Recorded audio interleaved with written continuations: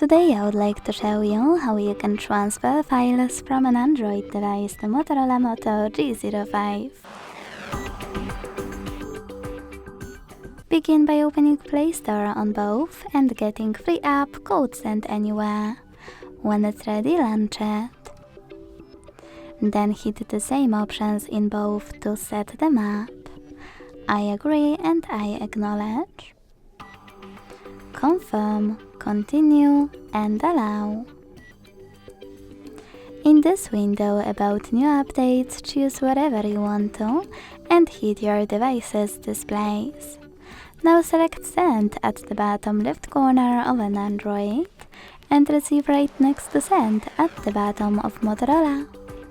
Also on an Android, using all of those categories at the top, pick all of your files to send. I will go with only a couple though, just for example. When you finished, hit Send next to Selected at the bottom.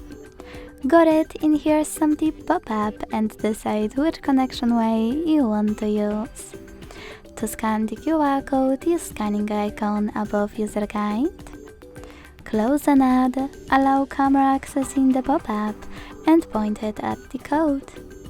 To input this key, hit Input Key section, type in all of those numbers in correct order, and then hit Receive button.